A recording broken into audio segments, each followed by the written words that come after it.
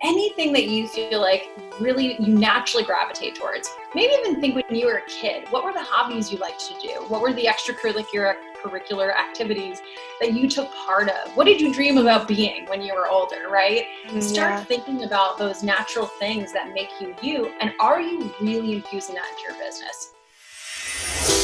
Welcome to the Conscious Leadership Podcast, where soulful entrepreneurship and holistic mind-body wellness meet to help you heal, discover your soul's purpose, and change the world. I'm your host, Gabby Ortega, entrepreneur, psychology expert, social media maven, and soulful leadership coach. And it's my mission to empower you into becoming the light leader you're meant to be. Each episode will be diving deep into topics that will help you gain personal mastery over your healing and mind-body wellness, while also giving you practical tips and tools to help you create, market, and scale a heart-centered business around your soul's purpose and life mission. Whether you're in the beginning of your self-awakening journey or a seasoned inner work god or goddess who's ready to step into their leadership as a soulpreneur, this is going to be your new favorite place to be. We know that you don't just want to feel happier and more fulfilled, but you want to deeply know yourself and powerfully step into your life's purpose while creating massive abundance around your mission. That's why I've created this podcast for you, the light leader of the next generation. Welcome home. I'm so glad you're here. Hey guys, welcome back to the Conscious Leadership Podcast. I am so stoked today. I have my really good friend, Megan Yelaney here. She is a hugely successful business coach and also part of our little Amanda Bucci tribe. So happy to have met her because I thought I was the only former musical theater nerd who was in this space. And it turns out there's a way bigger one and it's not me. And she's so amazing. I'm so happy to have you. Welcome, welcome. And we are going to be talking today about a couple of more practical business things, like defining your unique way of coaching, your unique coaching methodology. How are you going to serve your clients? And then we're going to go into something that she actually went into in her stories the other day. And I thought it was really, really kind of important, which is if you didn't make your 2020 business goals, revenue goals, like what do you do? You know, like how do we move forward? How do we process and learn from this? And what are some things that we can take away? It's been a really, really rough year to say the least. Yeah. So I don't think, and you're alone if you're feeling like you didn't reach your goals. So we'll get into all of that juicy goodness. But first, I just want to welcome you. Welcome, Megan. Thank you for having me. I'm so excited. I feel like this is very long overdue. So we've been trying to do this for a while. So we're finally doing it. And I'm really excited. And I love talking to fellow musical theater nerds. It makes me very happy. So I'm in good company. Me too. I'm like, we made it. Look. we did it. Oh my God. So tell me a little bit, I know you, but tell our audience a little bit about yourself, your business, all about what you do. Yeah, sure. So I'll do the Reader's Digest version as usual for podcasts, because this could be a whole entire podcast in itself.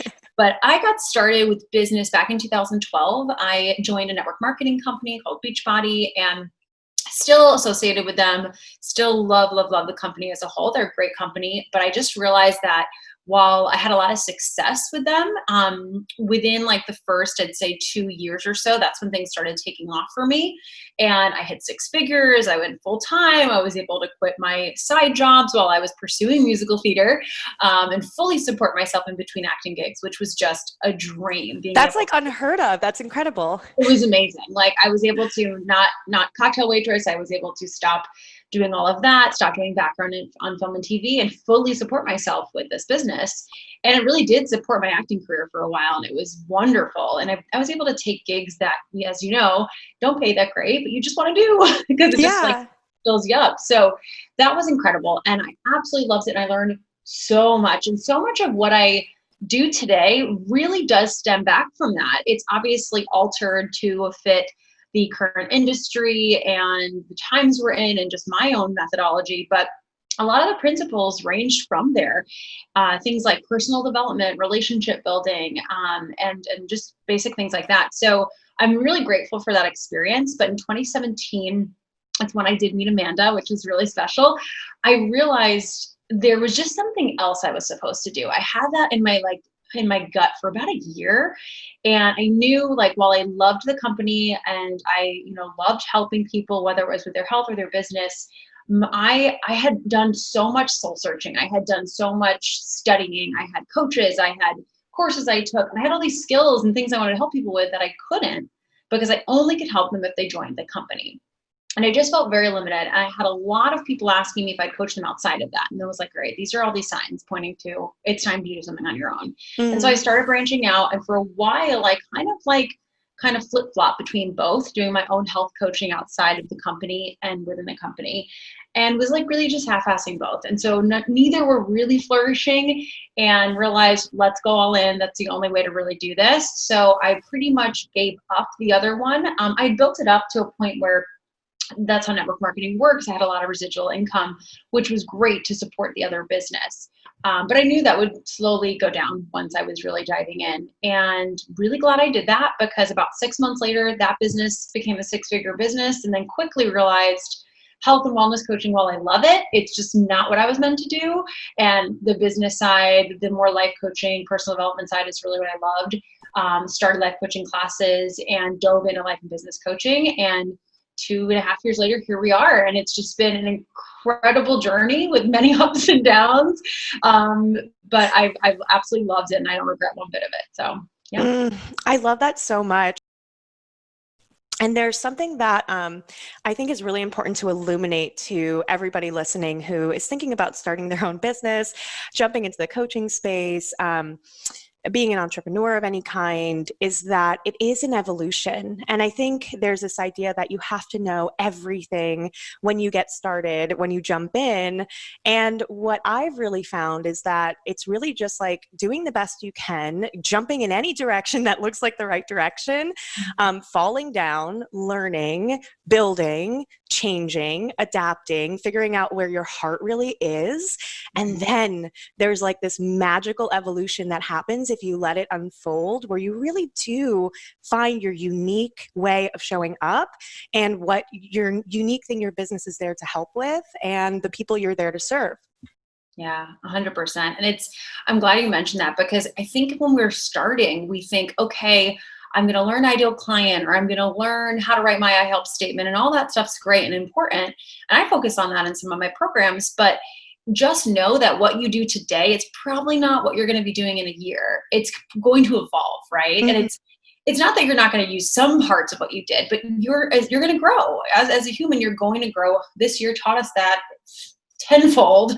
Yes. If you have not grown this year, I have questions. Yeah, like every single person. And I know we're going to get into this, but as far as like the income goals, like one of the things I said in my story was you might not have necessarily grown your income the way you thought, but I promise you grew in other ways that you were supposed to this year. Like, give yourself a break. You grew in ways you were supposed to. And it's the same thing with your business. It's going to evolve. And so as you're developing your unique method, as you're developing your even I help statement, getting it more clear, all that, don't get so caught up in it has to be perfect or it doesn't feel just right. It's probably not going to. And this is something that will evolve over time. And the whole idea of the unique method, it's something I've been working on since I started, and I just didn't name it until now. It took me 2.5 years to actually name what I've been doing. Yeah. And it didn't like land until now. That's a long time. So give yourself that time and just know that you're going to get more and more clear the more you do it. Yeah, I think it's always back to that imperfect action. Just jump in, try things, see what sticks, see what doesn't, do the best that you can, and understand that with that growth mindset of like, oh, well, I'm just here to learn. This is all just food for me to figure out where I belong, where I fit in. Then it becomes a lot less of a judgmental, critical place, and really taking away that that expectation of needing to know everything, because that really is just kind of an evolutionary response to like wanting to have control because it means safety. And like for those of you who are in like 9-to-5 jobs where you're getting like regular paychecks, even if you're like burning out and you hate your job, there's a big part of you that's like, well, I get a paycheck. And so much of what stops us from actually jumping into things is that kind of unconscious fear, that block, that, you know, jumping in is not going to be safe. And it's not, but jump in anyway, because I promise you, as you learn, if you give yourself that space to evolve, you're going to be unstoppable. And that's just point blank, that's all it is. Stick with it and just allow yourself to grow. Yeah, couldn't agree more. It's so true. And it's during those moments too that it's easy in the moment to be like, oh, I just wish we would get there faster or I'd figure it out. And once you get to it, which I don't think we ever get there, we're always going to be evolving. Never get there. You know what I mean? Like, what is the end goal anyway? What's that destination? And we look back and we're like, wow, I don't realize one, how much I had it made or how simple things were. Things get complicated as you grow. And so take advantage of those, like, I want to say more simple times,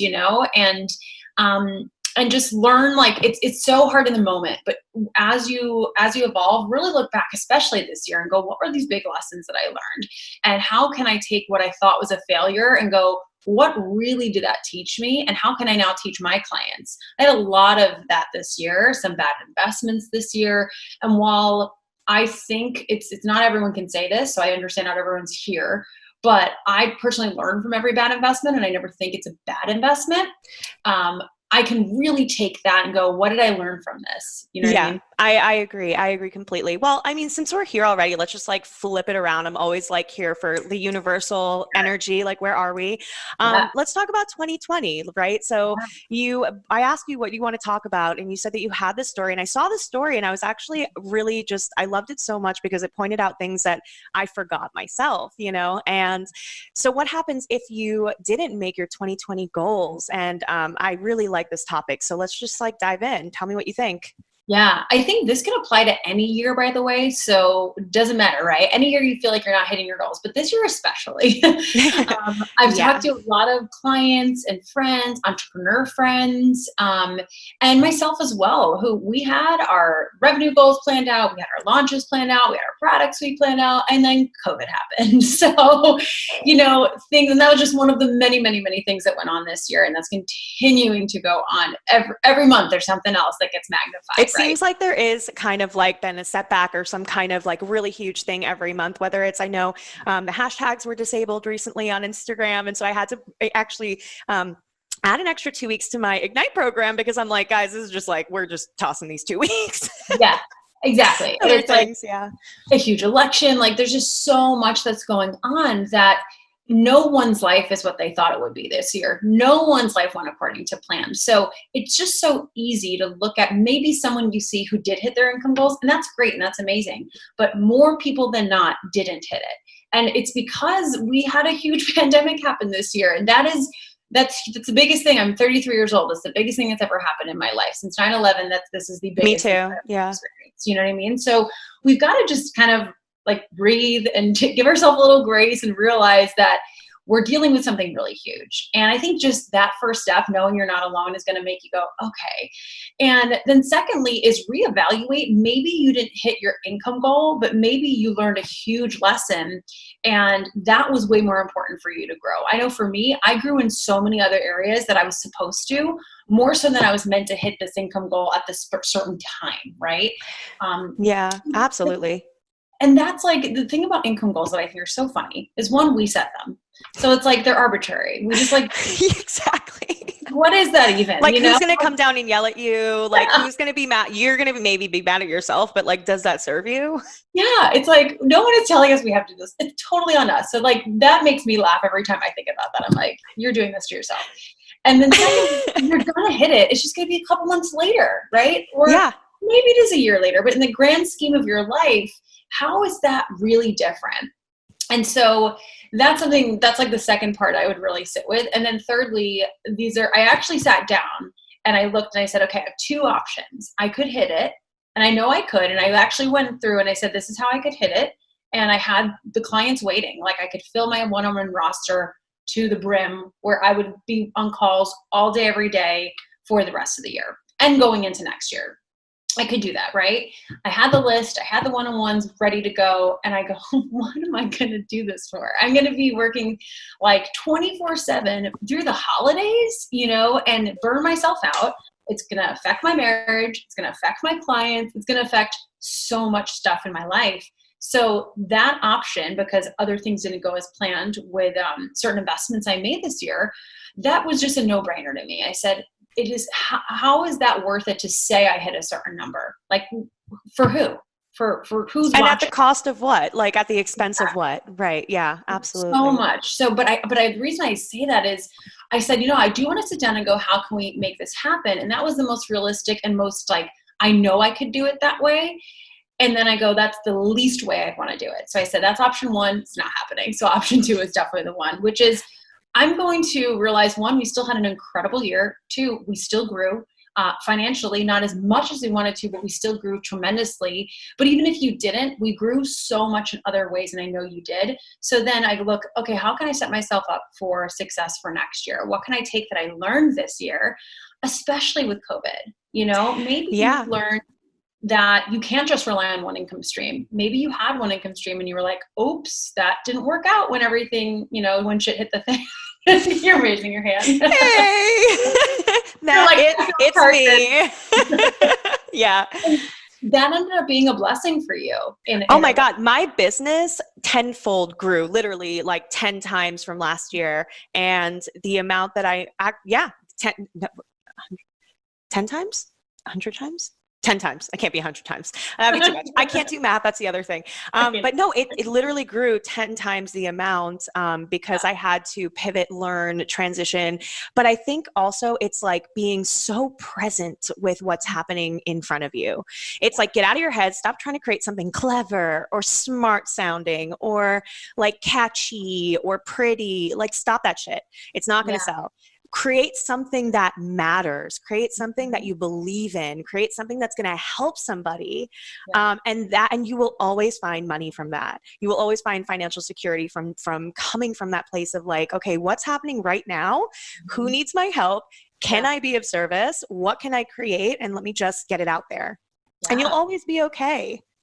100%. I couldn't agree more. And it's just, I actually think of you and I think of someone who's transitioned a lot this year and out of necessity, but it ended up being such a blessing. And so maybe you haven't experienced that blessing yet and you're listening to this and that's okay. It's going to happen. I promise. But think, what did you learn this year that you can prepare for? You have some time now. So how can you set up a new revenue stream? How can you set up a new program? Like you just said, how can you do something that's not like so fancy, so clever, but really just meeting your client where they're at right now that matches your skill set? It's probably simpler than you think. And then the other part of that is not only what did you learn, but also how can you protect your energy? I'm trying to phrase this in the right way, but I think so many people this year, myself included at certain points, took on a lot and burnt out, right? Pretty quick. Yeah. And you can't do that long term. So energy wise, how do you want your business to really fit your life and not the other way around? Not have your life be totally shaped by your business, but say, what kind of life do I want? How much do I want to be working? How many days do I want to be working? How many hours? How do I want to be working? Am I doing one-on-ones? Am I getting energized from that? Am I getting depleted from that? And really plan your product suite, plan your launch plans, plan everything you do around that first. And do it right now from the beginning. You don't have to be a six-figure earner to start that way. You can do that right away. Because this year, not only did so much happen, but I'm sure energetically you were really, I know I'm tired. Like, I am pooped, guys. I'm really tired. I get great sleep. So why am I so tired? And I realized it's because of some of that. And it's because of like giving more to clients and making up for certain things and being there for certain friends that needed me. And don't regret a second of it. It was so needed, but I know I can't go at this rate forever. It's not sustainable, right? No. So really use this time instead of maybe burning yourself out the rest of the year to quote unquote hit a number that you arbitrarily set. How can you set yourself up to hit that and then some next year by designing programs that really, really align with the lifestyle that you want? I think that's so important. I think one of the biggest mistakes that I made, but not mistakes, I should say, because I got where I wanted to get pretty quickly was, but in the last 2 years, I really haven't done that. And I've been very driven by I think fear of just like everybody who's new in this space is like, I want to make it work. So you just kind of, and I love this work. Like, I'm not kidding you. Like, I wake up every day so excited to like record stories and talk to my audience and record these podcasts and have these conversations. I feel so fucking lucky. But with that comes not managing energy and not being as intentional or mindful as I was growing as I needed to be, and really kind of giving way too much and not enough for myself. And one of the major transitions that I've made starting this month, actually, for my 32nd birthday, is that moving forward, I'm really going to do that, which is like, I'm going to not look at the number as if, oh, I need to hit this number to be legitimate or to impress people, or, as a now business coach, it's great to be a 7-figure business coach, which is like what I'm growing towards this year. And we're going to hit 7 figures probably by spring, which is incredible. But it's like, I had to take a really big step back and say, okay, I'm like not spending time with my partner. I'm not like really enjoying life. I'm not being present for what I need. And I'm not doing my rituals. I'm not like doing my self-care. And I'm like, okay, what am I doing here? Because that isn't a way to sustain anything, and it doesn't matter. It doesn't matter as long as your basic needs are met, your bills are covered, and then some. Yeah. That's good. It's good.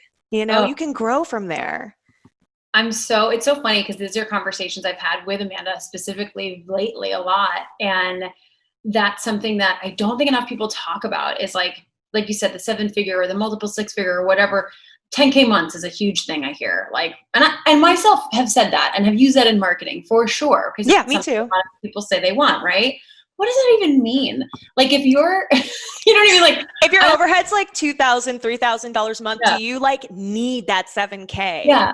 You know what I mean? It's just, and it's funny because like I live in New York. I'm on Long Island, so it's a little bit more affordable. Well, not really. I don't know why I'm saying that. But my apartment basically in New York City would probably be double what it is, but it's still, even here, way more than it would be in North Carolina. I have a friend that's 2-bedroom, 2-bath house apartment. That's half the amount that I pay, right? Same size. Actually, it's probably bigger. So that's going to take into account too, like hitting these XK months or whatever. It's going to be so different depending on your lifestyle, like you said, depending on what you need. So that's something I personally did this year. And I can't tell you how freeing it was, where I went, okay, what is the minimum I need to make, like you said, to cover my bills, cover my team, save, put in my SEP IRA, save for, just savings and have a little nest egg and just feel a little comfortable, right? And it was so much less than all of these pressured numbers I was putting on myself, like have to hit these XK months. Once you hit this month, you have to keep going. And it became so about the money at certain points. And that's something I've never flourished in. Whenever I set income goals, just to be like, I have to do this to say I did or to be taken seriously. That's for me when everything goes the opposite. Yeah, me too. Every time I'm like, it's such an ego thing, the numbers, the like validation, all of that stuff. I mean, it is. And it's honestly like, I did the same thing and I was like, oh, this is like way less than I thought I needed, even though I added like a full team member and gave my current team member a 50% raise. Oh, wow. Amazing. Oh no, 100% raise. I doubled her salary. Wow. So like, yeah. And if you look at that number, it's really like, okay, like don't give up your life and being in the present and living and being with the people you love, especially, maybe virtually during these times.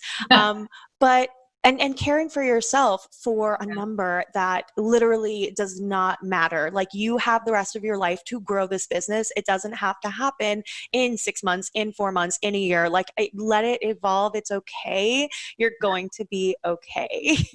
Yeah. And it's just, I see other people and myself at a little bit of a point. I quickly squashed this because I didn't like how it felt, but get so blinded by that. And all of a sudden you're like, why am I even trying to hit this number right now? It has no significance to me.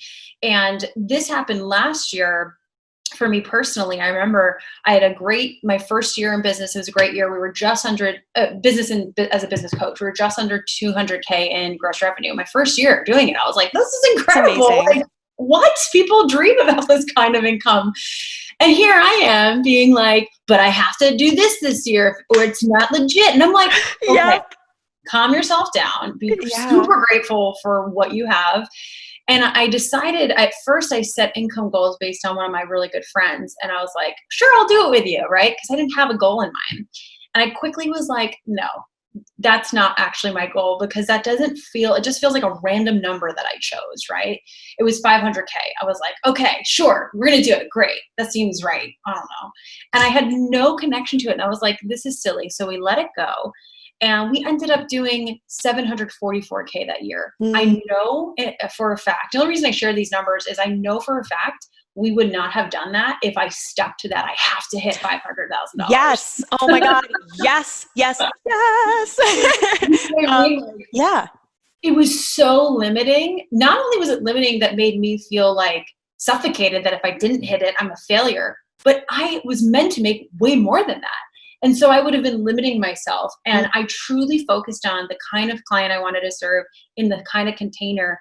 And I worked the least I've ever worked was last year. And it was a really beautiful example of like what happens when you truly do it for all the other things. Of course, it's great I always celebrate financial wins. I think that's huge. Like, go for it. I do it too, but I don't let it depict like how I'm going to feel that day about myself. You know what I mean? Yeah, yeah, absolutely.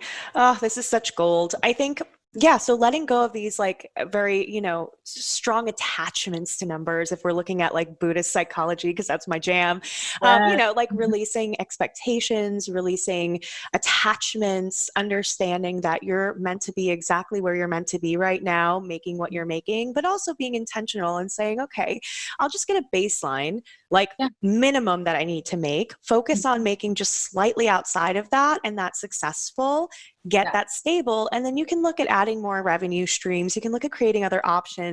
Again, look at what's needed right now. It's, smaller opt-ins, extended payment plans, smaller bite-sized courses with some coaching element. Community support is really big. If you can do a free Facebook group for people who buy your products to go into afterwards, you can also create community there. And so really look at what people are needing right now and make something, make different varieties of things for that, and you'll be good.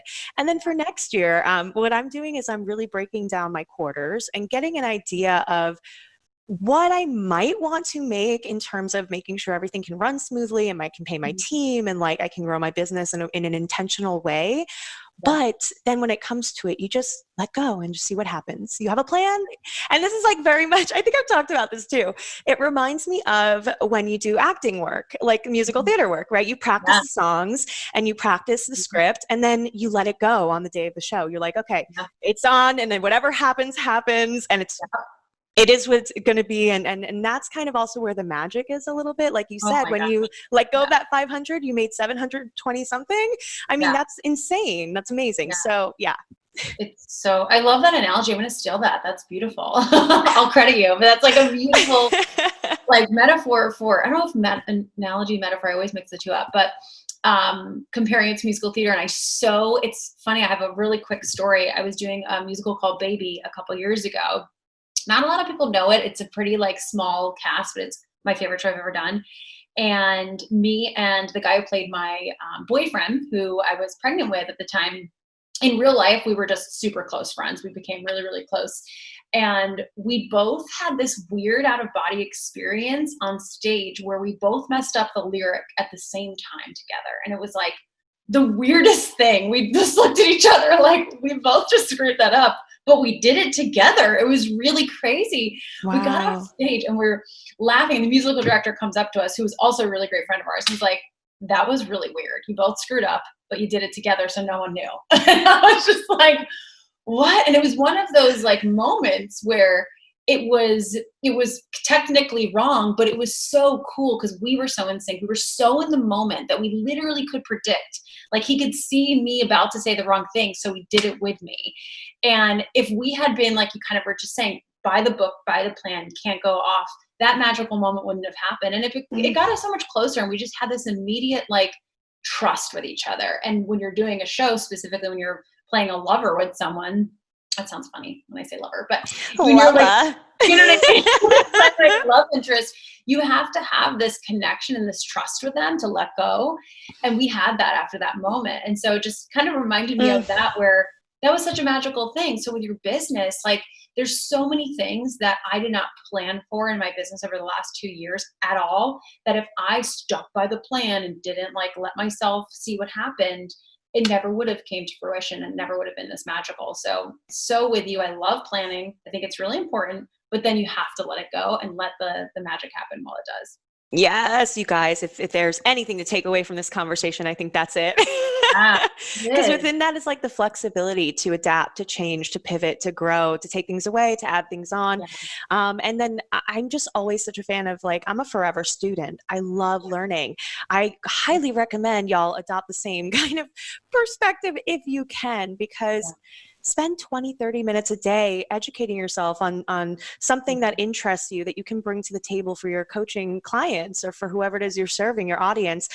Whether it's teaching yourself how to do a little bit of graphic design on Canva, or it's teaching yourself how to do some breath work, or it's reading about the concepts behind some of the things that you're teaching your clients, whatever it is, like, or taking a course or going back to school or investing in a bigger thing, fill in the blanks where you feel like you don't know things. Like, don't just let yourself not know them. If you need to pivot, fill in that educational gap where you feel like the weakest, and you can then just grow and continue to build wherever you're going. Yeah, that's actually kind of a perfect segue if you want me to like talk a little bit about the unique coaching method, because Please, yeah. you teed me up. Is that the phrase? Teed me up, I think? I'm not good at, I teed you up. I like it. Let's go with it. Sports ball. I'm not good at sports ball. It's fine. My husband's so annoyed because he's like such a sports fanatic. He's like, why don't you like sports at all ever? I'm like, man, I can do without them. It's fine. But for the unique coaching method, what you just said like so resonates. And that's actually a huge part of it when I teach it is, what are you already interested in? What are you already pretty good at? And how can you make that even better? So one thing for me, I naturally always gravitated to more of the mindset work, even though I love strategy and I have whole courses on strategy for business development. Like when I'm actually coaching in the moment, that's the stuff. That's my jam, right? That's really when my clients have those magical moments. Yeah. And so I decided to go to life coaching school, and then I decided to join a mindset program with my friend Topsy this year. And then, oh my God, I love Topsy. We're friends too. She's the best. He's so, I love her. Her Destroy the Mindset drama. I was like listening to it. I was like, okay, I've been staring at this page for like a week. I'm doing it. And so I did her program, and it was amazing. And it just like, I realized like, if this is the stuff I want to go into and I really want to get good at that, I have the strategy. I'm going to get more. And I'll explain that in a sec too. But this is the stuff that really makes the difference. And so I went all in that, and it has made a world of difference for my clients, for myself. And we have had I think it's like a 50% retention rate for high-level clients continuing on in our next rounds of our masterminds. And that's and I was talking to another friend about this, Sam Altieri, one of my really closest friends that I met this year.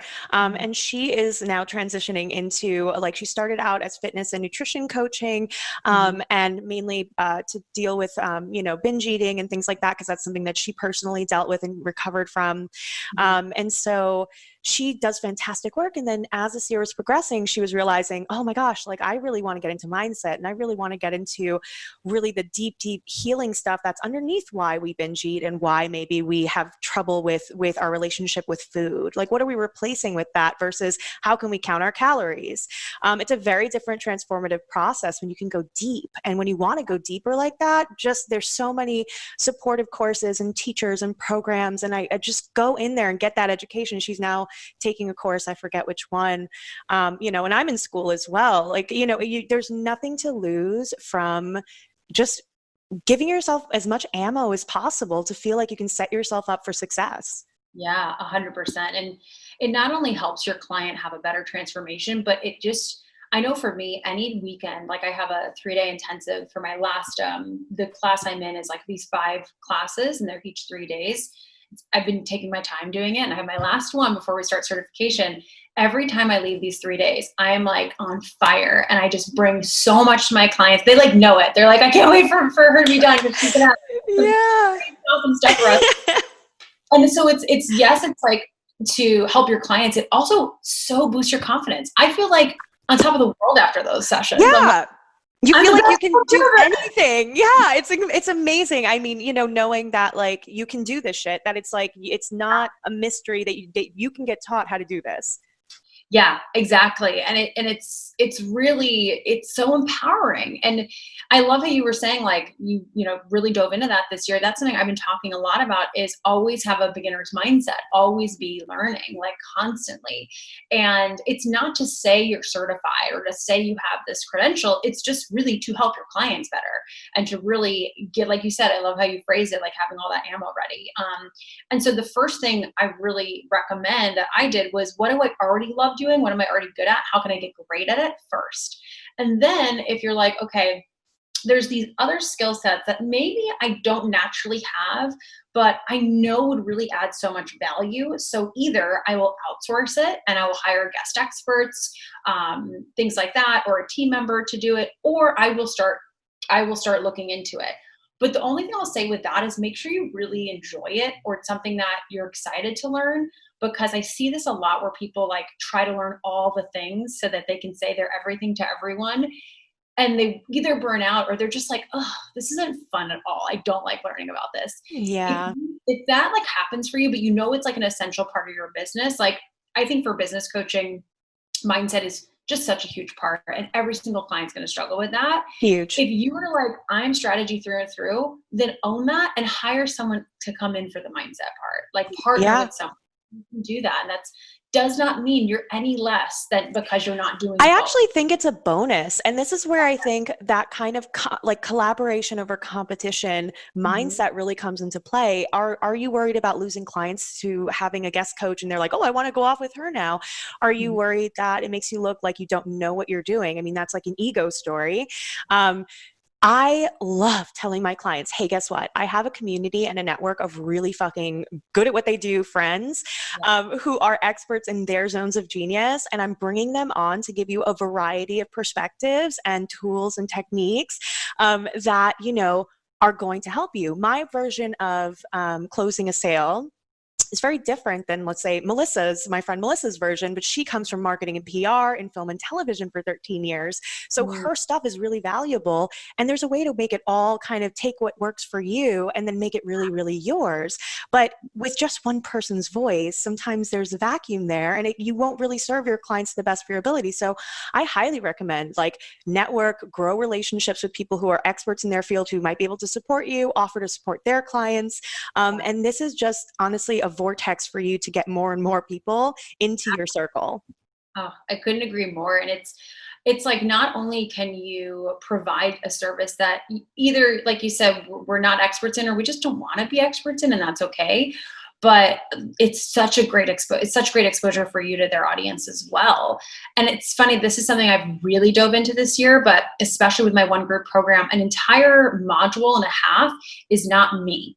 And I specifically hired other people for the social media module to come in and teach Pinterest, a Pinterest expert, blogging, a blogging expert, Instagram, an Instagram expert. Now I've done all of them, and I've done all of them decently to a point where I've attracted clients pretty well, but I am not the blogging expert. I'm not the Pinterest expert. I'm not the Instagram expert. So why not have these incredible people do this? And it takes a lot of work off my plate too. So I'm like, hey, I get to live in my zone of genius. I get to coach them, and I get to pay these amazing contributors, and it gets them incredible exposure. So that's something that we're really diving into this year. And it will, and it depends where you're at in your business. I understand not everyone can do that when they're starting, for sure. But right now we are spending a good amount of money on making this program incredible inside, right? Not just how do we get more people in, but when they're in, how do we really help them get the best results? It's going to feel a little like, oh, I'm putting so much money and I'm not necessarily seeing the return. You will, because your clients will get incredible results, which is the point of your program, and they will refer you tenfold because of that. To everybody. Yeah. And I will say this, I have not paid any of my guest coaches Oh, because all of my guest coaches are friends of mine who I've guest coached for them in exchange. yeah. So again, if you're in the beginning of your journey and you can't really afford to hire out really like big experts and awesome people, and you can offer an exchange with your zone of genius, if you're like a trauma expert, a psychologist, a therapist, a Reiki practitioner, energy management specialist, whatever that might be, you Yeah. have something you can offer to your friends in this space. So if you're like in a group program, link up with your other group members and say, hey, like moving forward, if you're going to create a program, I'd love to guest coach for you. you. I'd love to bring you on to teach, this thing that you do really, really well, and see if there's like a barter that can happen. But then as you grow, of course, like you can hire out people that you really, really might want to bring in that aren't your friends. But just a like fun tip. That's how I got started. And it was like super easy and it felt really good. And, it was a good start. That's a really good point. And that's exactly what I did too. And even like two of the people who contributed, I did the same for them. So most of the people we just hired in, but two of them, she's like, well, I want you to do this in mine. So let's just trade. And I was like, great, awesome, perfect. So I totally agree, especially when you're starting out. And it's so fun too, especially if you are starting out. The more you can coach, the better you're going to get. So I did so many trainings for free when I first started. And same. It just helped me get better and better and better at what I was doing too. Yeah, absolutely. So, when we're talking about defining your unique way of coaching, kind of getting back to like what we were talking about, but this is all involved, all included in what we're doing. But we're talking about like, what is the journey that you take your clients through that's unique to you? For me, when I was actually in my master's program, I started developing kind of my unique way of coaching because it was how I approached my healing. And so I dove into trainings on breath work, on yoga, on holistic ways of working with my nervous system, on subconscious programming and hypnosis and all the things, and meditation. And I went to all these different places and learned and got, education and courses and books. And from there, really like worked on healing myself. And I know this audience is mainly healers, so that's kind of why I'm speaking about it. That incorporated all of these things. And then I transferred it into a methodology for working with other women who were kind of healing from trauma as well. Will it work for every single person? I'm hoping it will, but like, I don't know. It worked for me. And then I tried it and it really worked for all of my clients. So there's something there. And so we're talking about like what are the unique pieces that you're going to kind of put together into the puzzle to be like, this is what I provide. This is how I help. And these are the tools that are unique to me. Yeah, it's really the reason I started diving into this was I took a look at, I'd say like 4 or 5 clients that over the last 2 years, really just something clicked and they took off and they became leaders in their industry in their own right. Like just something changed. And when I sat down and really mapped it out, I was like, it wasn't like a social media hack. It wasn't that they got featured and so their account went viral. It was nothing like that. It was that they got really clear on their method and how they're different. And sometimes that is as simple as infusing their personality in, and that was it. That was literally it. And they were so bold in who they were. And once they really like locked into that, there was no stopping them. They stopped comparing themselves. I shouldn't say stopped fully, we all do it, but they really reduced it, right? They didn't get paralyzed by comparison, which so many of us do when we start out. They really owned what they were great at. They only took ideal clients. They referred out the non-ideal clients, and they really trusted that. And it's just, they so loved what they did. And so I was like, all right, there's something to this. And when I was going through it all, I had about 4 or 5 again, and all of them fit into a different kind of category. So one was more strategic based, and while they might dabble in mindset or other things, they were strategy through and through. That's their jam. If they're going to do the other stuff, they'll probably outsource it. And that's really where their clients thrived. And then the second was more mindset based. So they loved the methodologies. They loved learning about different things. I would definitely put myself in that camp.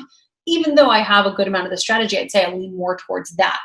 And then the third was more of an aspirational kind of lifestyle base. And this could be in your coaching, but also in your marketing as well. So this kind of person is kind of guru-like. They really help paint the picture of what your life can look like on the other side. And that's almost part of their coaching, to the point where that's literally why people start making the changes, is from that inspiration. More of an influencer type, if you want to think of it that way. And then the fourth type was more spiritual based, whether that's faith based with a specific religion or spiritual based just in general. And I did a guest training. So those are the 4 types that I've kind of identified. And then I did a guest training last week or the week before for one of my VIP mastermind clients, who's a really good friend of mine. Her name's Eve Guzman, and she is a macro coach, but she's also a business coach for macro coaches. And she helps certify them in her methodology. And so going into this, I was really excited to do the presentation. And I was like, oh, I'm sure like all of them are strategy based, because that's her. She's literally my example in my presentation. Super strategic. That's her clients get incredible results that way. And that's her jam.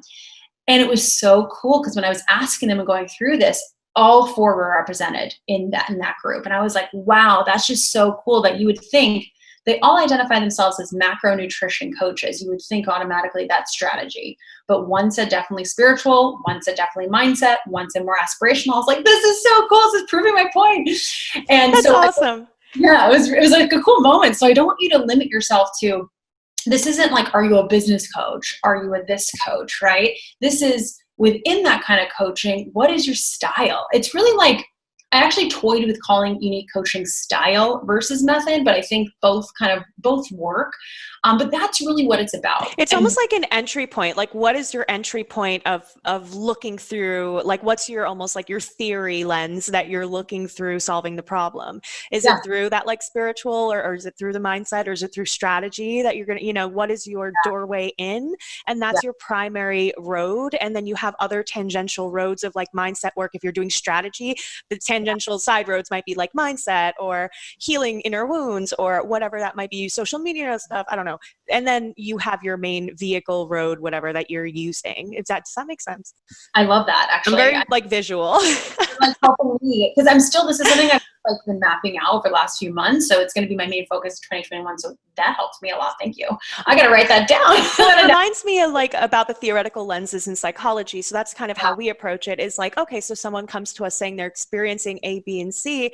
If we are particular to psychodynamic psychotherapy, we look at it from one lens versus looking at attachment theory versus like, Erickson's stages of development versus like other ways of looking at it. It's like, what is your lens of looking, the main lens through which you're looking through it, and then able to deconstruct it and into figuring out a solution for the problem. Yeah, 100%. That was like worded so well. That really is going to help me, actually. Thank you a lot for that. I'm here for it. No, exactly. It really is the lens at which you're looking at it. And I think the reason it's so powerful in these clients that got so grounded in that is not only does that depict everything, it depicts your content, it depicts your product suite, it depicts who you hire to come help you with those other things that you have to fill that aren't your strength. It literally grounds everything so that you have this well-oiled machine that so is in alignment with you. But most importantly, the clients you're attracting are so all about that method. They are ready for it, because if this is one thing I've had with a couple clients who they are very strategy based, yet they promise they're going to do all this mindset work. And then they get really frustrated with their clients when they have mindset. It's just like, and I'm like, it's business is mindset. You can't get mad at them for that. And I get I've been there, but like, that's actually my favorite part is when someone's like, I'm like, yes, let's work through this. Right. So just own that about yourself. Like, that's okay. Just know, okay, if I know every time a client gets frustrated with their mindset, or I repeat the same thing and I get annoyed, then you should not be coaching them through that. And you can have someone come in and coach them through that. You can have, someone partner, like we were just saying, or make it really clear, this is the kind of coaching you do. I have multiple coaches for multiple things, right? And a lot of people do. That's way more common than you might think. You might have a business coach for strategy and a mindset coach for something else. And that's okay. And so it just really helps you call in such ideal people. And when you call in those ideal clients, like, I don't even like saying ideal. I feel like soulmate client, you are just energized from them. That's what I call them too. Yeah, it's so much deeper than just ideal. It's like really that soulmate heart to heart kind of connected client. And like, that's when people re-sign. That's when people refer you. That's when you have that deeper connection that's hard to explain. And maybe you've seen other people have it. And you're like, how does she have all these like clients that she's best friends with, or whatever it is? It's because they're being really clear in what they do and what they don't do. And a huge way to even kind of help you start to break this down too is kind of like what you're saying with the lens, is how do you run your sessions? Like, ideally, you go to client, what's the first thing you do with them? Do you recap the week before? Do you do a meditation with them? Like, do you start asking them powerful questions? Like, what is your natural process That's what you want to make really clear in your messaging. So my clients know exactly what's going to happen when they come in the container. There's no surprise. And that way they're really open to it, because I want to make sure they're going to be really open to whatever methodology I use and not resistant to it, or at least work resistant. So yeah. I hope that makes sense. But those are like the four No, types absolutely. of coaches, and just starting there will really help you get more clear. Oh, that's so helpful. I love that you've noticed that. I like, and this is part of also, if you guys are creating content and you're coming up with your own methodology, like watch what's happening and start looking at patterns, start coming up with your own ideas about things, and that again is going to make you even more unique when you start talking about like, well, here's what I've noticed. There's 4 categories of this. And like, I'm going to talk about it. You're going to be the only one talking about it. So, yeah. And then start, like the second part of this, I call it like developing your signature standout, is like start infusing yourself a little bit. And it doesn't mean you have to share your whole life. This is like a real distinction I want to make sure people are clear on. It's like, there's plenty of things in my life that my social media does not know, because healthy boundaries are key. Right? I sometimes talk to people that are like, oh, but if I'm being authentic or like developing my signature standout, that means I have to like bear it all. I'm like, no, you don't. You keep what you want private. Like, please don't. Like, I would rather you not like keep some things to yourself. I don't need to know. No, exactly. I'm like, there are plenty of things I will not share, and I never will, because it's just not essential. But there's some parts of me and my personality, like musical theater was a huge thing I like never talked about when I was building my business. And I remember when I started working with Amanda, she's like, wait a second. She's like obsessed with anyone who can sing. So she just wanted me to sing more. But she was like, why aren't you doing this? You're going to become the singing business coach. And I was like, what? But that's not related. No one's going to like that. They're going to think that's love that. Quite the opposite. People were like entertained by it. Why not? When I think about it, I'm like, of course it's entertaining. I'd be entertained by that. It's so good. I literally look forward to your singing like CAA, CAA. Like when you did Frozen, I was like, oh my God, I'm living for this. But we have so much fun, and I'm so in my element, and people can feel it. Like they can tell. So maybe it's not as drastic as that, but anything that you feel like really you naturally gravitate towards. Maybe even think when you were a kid, what were the hobbies you liked to do? What were the extracurricular activities that you took part of? What did you dream about being when you were older, right? Start thinking about those natural things that make you you, and are you really infusing that into your business? Most people aren't, to the extreme that they should be. And that's really where you will differentiate, because you might have a very similar I help statement as the next person, but if someone's going to connect with you on a different level because you love the same TV show, or you both went to school for musical theater, or whatever the thing is, they're going to choose you over that other person who they didn't 1,000,000%. I literally have gotten clients who are like, the only reason I chose you was because I saw that story about you taking care of your elderly dog. And I was like, it was between you and another person. And I was like, oh my God, if she takes care of an elderly dog and like has that much love in her heart, she must be like a good person. And I was like, what? That's like, yes, proof right there. I love hearing that stuff. It really does show yourself. The weirder you are, the better. Like, let's see it. It's like, it's funny because you and I are in this little Harry Potter clique that I invited you to this year. Well, I'm first of all, so honored that you invited me to your Harry Potter group chat. It's literally giving me life. I also just saw number 6 and 7. Yes, 2 days ago. Cried. So good. I mean, And one of the girls who's in that group, she worked with me for 1.5 years. She was in my group program, my lower level mastermind, my high level mastermind. Let's just put it this way. She's paid me a lot of money over the last 1.5 years. She's one of my closest friends. She said she hired me because I loved Harry Potter as much as her. And I was like, okay, there's something to this. Like, absolutely. She trusted me. She's like, I could not hire someone I was going to be so intimidated by, or who was just so professional. And I'm saying that like in quotations, because what is that, and that connection piece, 3 of the people in that thread are clients of mine. And it's a reason we've connected on this deeper level. And when I send them gifts, I send them Harry Potter related gifts for their congrats. And like, just that really, really, like, people say, wow, you cared, you thought about that. You see me then more than just a number or a client to get to a revenue goal. And I had a operations coach I hired this year, Tatiana O'Hara. I can't speak enough good things about her. Her welcome gift to me joining was this Harry Potter like care package. Oh, stop. She doesn't know Harry Potter. She never reads it. She hasn't watched it. So she knows nothing about it, but she knew how much I loved it. And it was the best gift I've gotten. Like, talk about like an ideal hire, oh like a culture fit. I was like, she took time to see, like, I could have, and you know, those typical boxes. And I send a lot of those generic boxes for big group programs or masterminds because it is a lot. I understand. So it's fine if you do that. But that little bit of like extra work, I then hired her as my one-on-one operations coach for 3 more months. And it wasn't just because of the gift, but I know the gift really, that impressed me. And I was like, wow, okay. And I think of her every time I use the wine glass or I put the socks on that came with the package. And it's like, it's just really goes an extra way. So start to remember that like the things that make you you, the things that you love in your personal life, if you're a personal brand, which you probably are if you're listening to this, that's part of it. And that's what really will help you stand out. Yeah, absolutely. And I think what goes hand in hand with that is if you have any, if you're not clear about who you are, if you're not comfortable in that yet, and it's a really beautiful invitation to go deeper into how do I get more comfortable with myself? How do I get clearer about who I am, what I stand for? What I noticed was that I wanted to be the person who was like sharing that I did all these things, but I wasn't doing the things.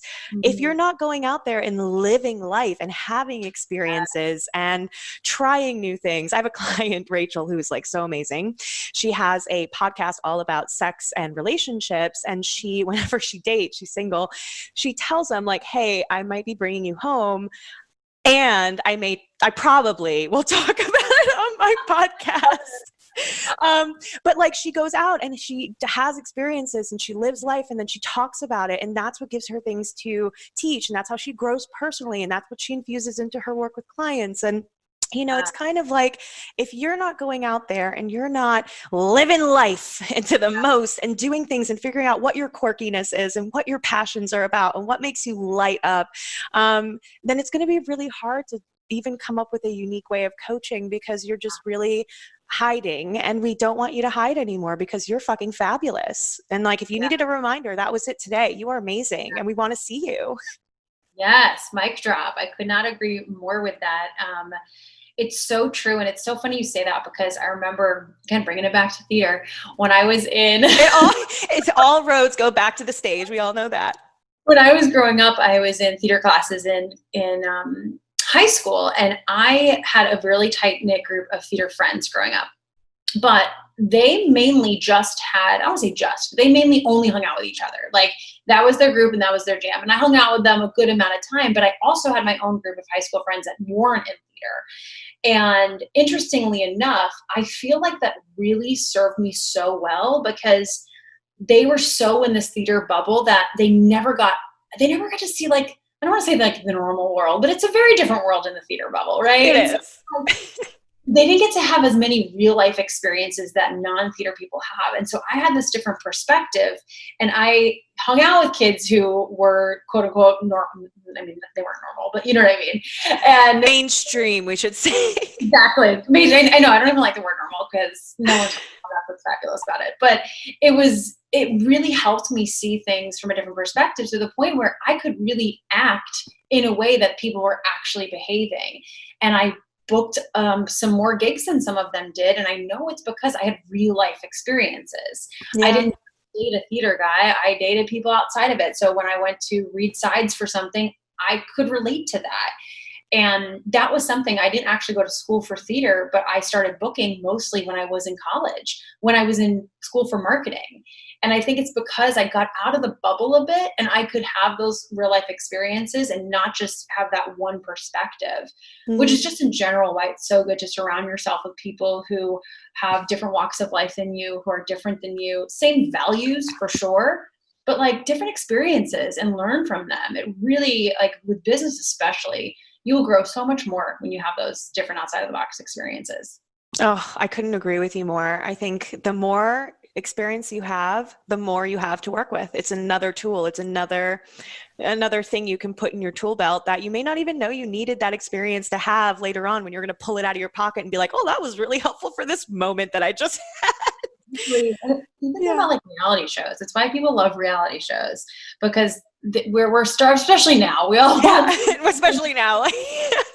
create your own little reality show, and it just have to be like big. Like for a little while, I have to bring this back, but for a little while, I would scare my husband because we have a lot of doors in our house. Oh my God, I live for these videos.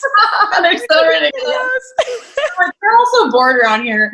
We have so many doors in our house. It's really easy to scare him.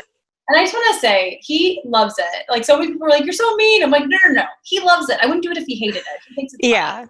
Trust me. I would hate it, and I would kill him if he did that to me. But it's out in the open, and he loves it. He thinks it's funny. And so like that little thing, that was such a connection point. I had so many replies from those silly stories that I'm like, okay, I got to bring that back once in a while, because it's almost like a little thing for people to look forward to. That's fun, and that's lighthearted, and that's your personality. So you probably have way more of those in your life than you realize. You're just not opening your eyes a bit to them, if that makes sense. Oh, absolutely. Absolutely. Oh, this is such a good conversation. I think it's so important, especially for everybody who's listening.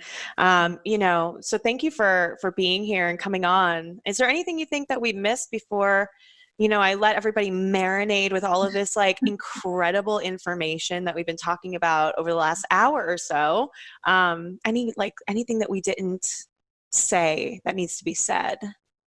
I think we touched on a lot, which is pretty impressive in an hour. I was going to say, we touched a lot. To leave everyone with, try not to overthink some of this stuff that we talked about. It's really easy to get in your head and ask, okay, what's my method? Okay, what's my uniqueness? And you get almost too much in your head, and you try to say the right thing or come up with the right thing. I really recommend you sit with it, you visualize, you meditate on it, and you journal about it from a true place in your gut and not from your head. So many times when we try to do these exercises from our head, we try to think the right thing. We're like, what's the right thing? Do what's true. And you might think it's not that different or not that fancy or that cool. It is. It will be that connection piece to your client. And usually the most kind of run-of-the-mill stuff that we think is boring is what other people are experiencing and connect with. Yep. You know what I mean? Like some of the best videos I've ever seen, and it's just all the time, the funniest videos are the ones that are like, the funniest TikToks are ones that are so true. And so they're just stating what's true. And you're like, why is this so funny? Because it's true. Absolutely. It's true. Yeah. So just try not to overthink that part. Have fun with this. Like, it doesn't have to be this assignment that you get stressed out about. It should actually be a lot of fun. Yeah. Like it should be just fitting it right into your regular life. If you're wearing sweats and your hair is messy, wear sweats and let your hair be messy. If that's your thing. Like I take all my Monday morning like team meetings, like fucking Hugh Hefner in my robe and like my like in like my pajamas, and I'm like, just had a team meeting, I'm like, I haven't brushed my teeth yet, but I'm all organized. But it is what it is. And I think, there is a level of comfort that we have to reach within ourselves and a level of awareness in order to be able to show up this way. But so if you're not there, get out there, have fun, experiment with things like a kid would. Just be super creative, like try like pottery class if you can, or like try like a yoga thing if you haven't done that before. Have a conversation with someone about, spirituality if you're diving into it and you haven't really, talked to someone in your circle about it, and then share what it was like. Because all of this stuff is relatable. I know yesterday I was having like a full meltdown over my internet not working, and no one could help me. And the company couldn't come out for like a week, and they were already there, and they were supposed to have fixed it. And I have clients and I have school, and I was like literally melting down. I posted on my stories, like what I did, like how I was feeling, being really vulnerable, which I'm vulnerable and I don't usually feel this way, but when I do, I have that instinct of shame. I have that instinct of, oh God, let me hide this. Let me not share. So I was like, okay, let me just share what I'm going through, because like, it's real and it's true. And this is what's happening. And I can't just like be fake. I don't like that. So I shared it. And I'm like, I know this is like a first world problem, but literally I've spent the last 45 minutes crying to Bon Iver in the shower. Like a sad mess. ate like a big slice of pizza and like did all these different things that started to make me feel better. But like, this is sometimes how it is. Like sometimes you just have to stand in the shower and cry for 45 minutes because like it's tough and life sucks. And I got so many replies from that story of like, oh God, this is so relatable. Tech drives me crazy. And like, it's interesting. The things that you think are like, oh, people may or may not be interested. For me, are the throwaway things are always the ones that do the best. And the stuff that I think about like super hard doesn't always land. Yeah. Oh, it's so true. It's like, I think especially now because of COVID, like we're craving such human connection that like, we just want to know, oh yeah, I felt that way too. It's normal to feel that way. And so you just being vulnerable and honest about that. And there's that fine line between like, we of course want to like learn from our mistakes and be grateful for what we have, of course, but we can also be upset and pissed off, even if it is something that you're like, I should be grateful for this, but I'm still going to be pissed off because I'm allowed to be for a second. Like both can exist, Exactly. like you can know that you're having a tantrum in the moment and be like, okay, this is it. It is what it is for now. What can I do to make myself feel better? And I'm pretty grateful for everything that I have. And I realize that I'm pretty privileged and this is like probably something small on the scale of things, to be worried about. But I also honor that it brings up a lot of feelings that make me feel really helpless and vulnerable. And like, I'm going to let down people because I can't have Zoom calls with them and see my appointments through. So it's kind of also being able to hold space for maybe some contradicting feelings and different gradients of gray versus like all or nothing or, the but versus like an and kind of a thing. Yeah. Oh, so true. And that'll, I think, just help everyone when, especially as a, if you're a healer or a coach listening, usually this happens to me. The things I'm best at coaching are also the things I struggle with a lot. Mm-hmm. And it's like coaches, Yes. right? And so sometimes I'll be like, why don't I do that? Why am I not doing that? That's a great piece of advice. Like they're crushing it. Why am I not following my own advice? And it's because we're human and we can be really good at something, but also lack, like slack on it too. And that's okay. I love that you said the end. I think that's so important to remember. Love it. Amazing. Well, thank you so much for taking the time out and, dropping some of your magic into this podcast. It's so just amazing. I love connecting with you and I'm sure we'll do more episodes because you have so much to offer. But until then, where can we find you and how can we work with you and like, tell us all about what's going on for you right now? Yeah, no, this has been amazing. I would love to do more. It's so much fun talking with you as well. You can find me. I hang out two places I would say most is on Instagram at Megan Yelaney, and it's just Yelaney. Megan is Megan, no H. And also the Pretty Awkward Entrepreneur podcast. We hang out there. So good.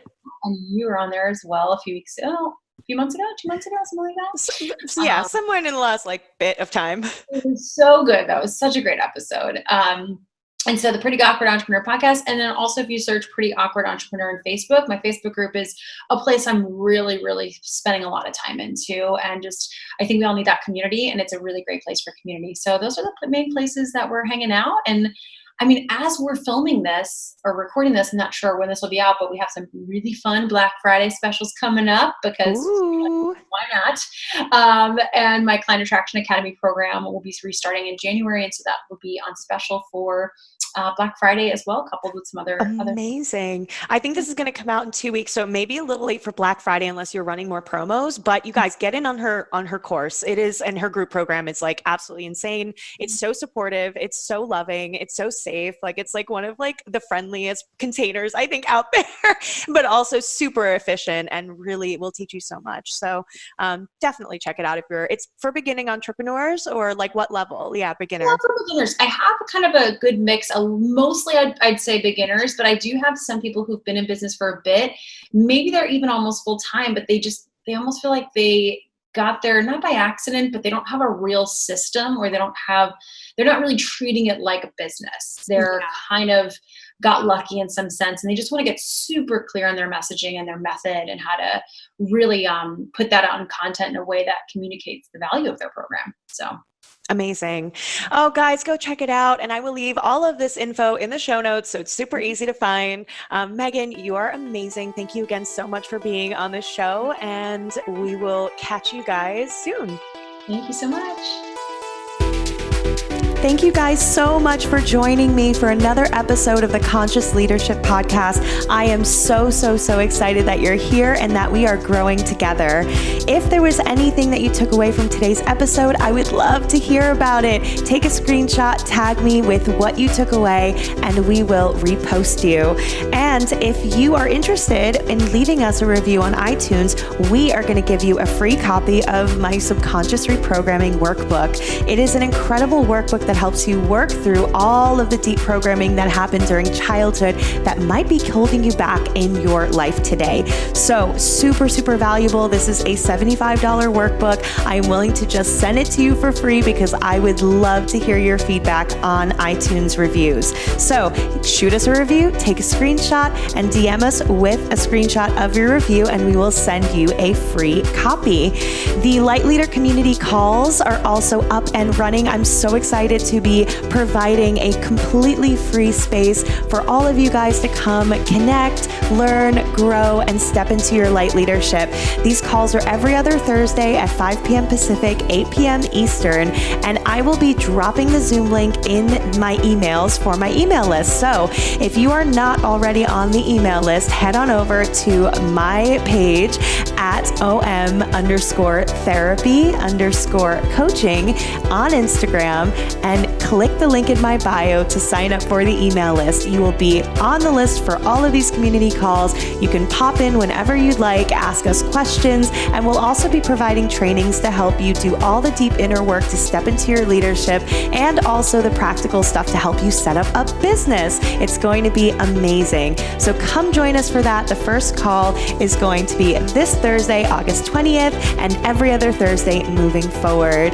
And lastly, we have the OLA Ignite program. Yes! This is going to be launching its second round 2.0 coming up September 1st. So September 1st, we're opening the doors for enrollment. And October 1st, we begin the next round. So I'm super excited. All of my light leaders who went through this round just found tremendous success, financial freedom, personal freedom, confidence, and they're just changing the world in such unique ways that are so aligned with who they are as human beings and as soul leaders that it's just amazing to watch it happen. And I'm just so excited to provide this container and support for you. There are going to be guest coaches, OM-specific co-coaches, me, a 12-week online course, group calls twice a month, one-to-one call support, and it's just a constant hype up. So come join us. If you are a female light leader, I am calling on you to join our community. So we launch enrollment September 1st. Keep an eye out and we will keep you updated with all the latest. Thank you again for joining me. I am so happy to connect with you, and keep coming back and letting your powerful light leader shine. We love you, we see you, we need you, and we honor you.